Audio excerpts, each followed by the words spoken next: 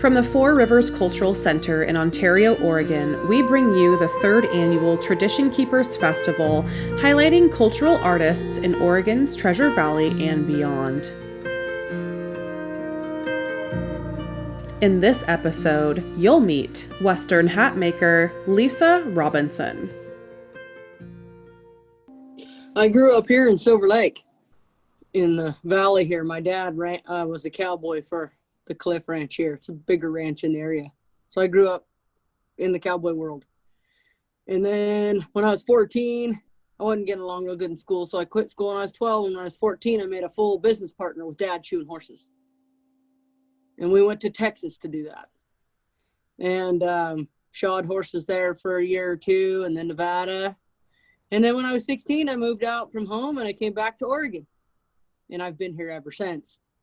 And I married here and I shod a lot of horses, and my husband and I worked on a few ranches.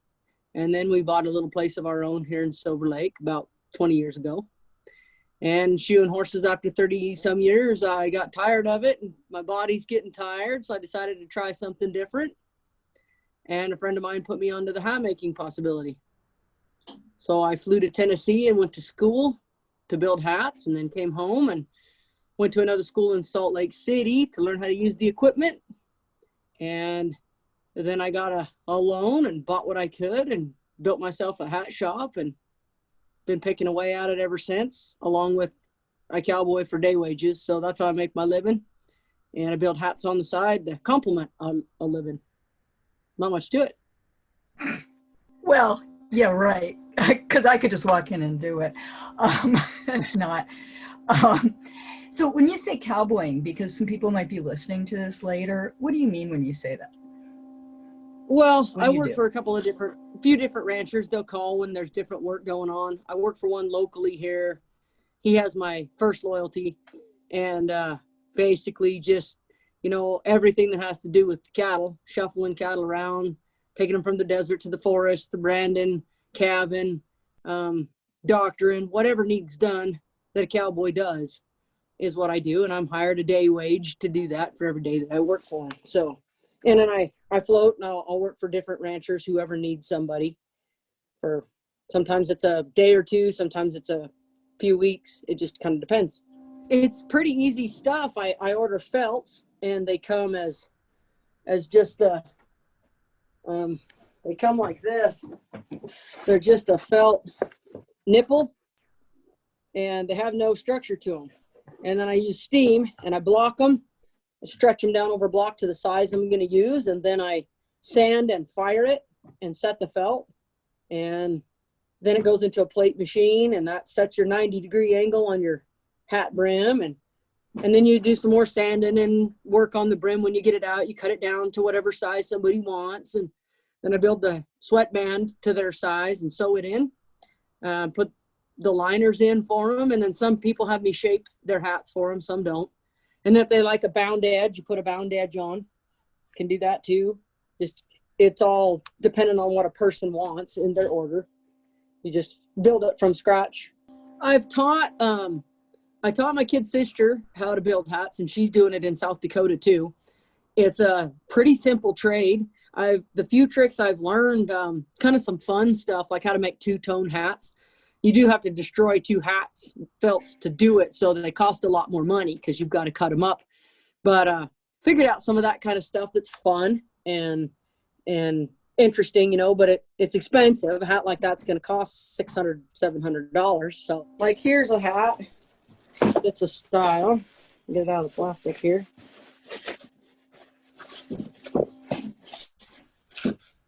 So this is her style. So it's open topped with just dents in the side, rolled all the way around the back, square in the front. So that's just her particular style. So it's going to have the same look as like Tom Mix, something like that. That's his style. He's got the little crease in the back, big flat brim. So there's different styles, and there's a lot of them. Then there's square brick tops, and there's so many styles in hats, it would be impossible to keep them all. So everybody does their own thing so that they have their own unique look. I don't know what you call it. It's just mine. I used to wear just the Nevada style buckaroo hat for a long time. And then there was so many people wearing it. I just went ahead and put a point in the front. It doesn't really have a name.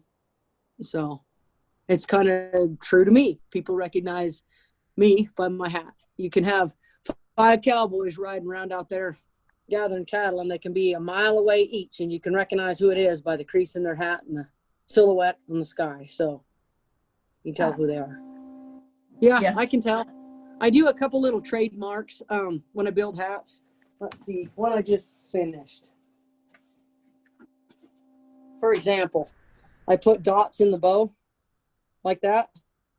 That's something that the Stetson company did in the 40s. Hasn't been done since.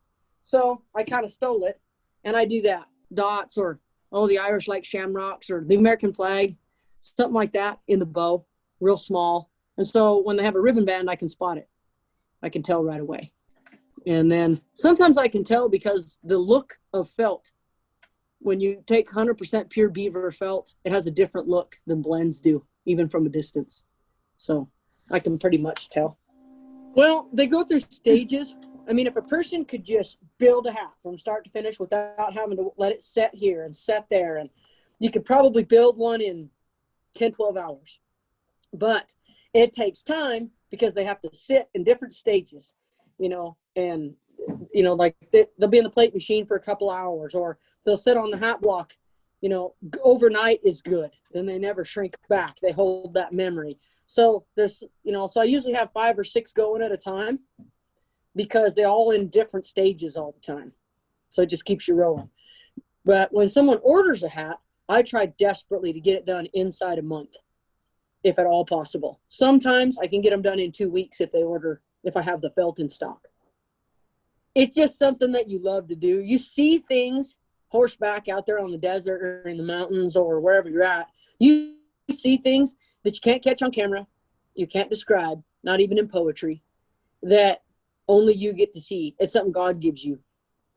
That's every cowboy sees it, every cowboy feels it, and you can share it, but you can't never describe what you just saw or what you just got to be a part of that day, because it only happens once in your lifetime. And another thing, every day it's something new and different. It's a lifestyle. And in the cowboy world, there's still loyalty, honesty.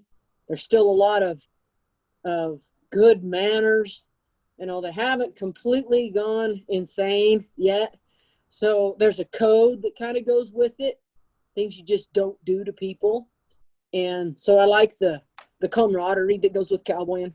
I never, hardly ever work with anybody you don't like. It just doesn't happen that way.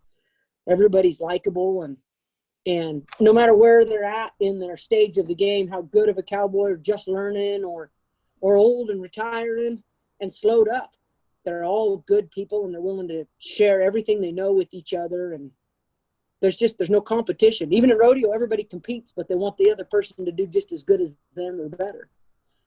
It's a good way. It's a good life. It's a lot of good people. What I love about it is I work different places all the time. I work in Nevada, Idaho, Oregon, Northern California. So I get to go different places and see new country and stuff a lot. And I like that too. A lot of people would have to pay money to get to go do and see the places I go see and do and get paid for.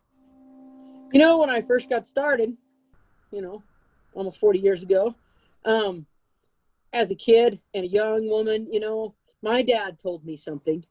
He said, girl, he used to say, attaboy, girl, every time you did something right. And he'd say, now, girl, because I had a knack for colts and getting around colts and stuff, he'd say, you're going to have to do twice as much to be considered half as good. Don't frown about it. Just get after it. And that was the case for a long time. When I took over for Dad, when he retired 25 years ago or so, maybe a little longer, he retired, and I pretty much was handed his shoeing business in the big ranches. There was quite a few of them that had a real hard time. Even though they'd seen me beside him for years, they had a hard time taking this woman on. Some of them refused to do it. Some of them came around. Some of them never did. And But there's more and more women out here doing it all the time. I mean, I hear of women horseshoers more all the time. I used to be like an anomaly, but not anymore. There's lots of girls out there that shoe their own, do a really good job, shoe for the public, cowboy for the public. There's a lot of good cowboys out there that aren't men. There's a lot of good cowboys out there that are women and girls. And it's becoming more and more accepted along with everything else. I mean, there's women in the Air Force, and women in the Army, and women firefighters and women police. So, you know, women can do any and everything they want to set their minds to. The cowboy world is learning to accept more and more that there's some really good hands out there, women or not.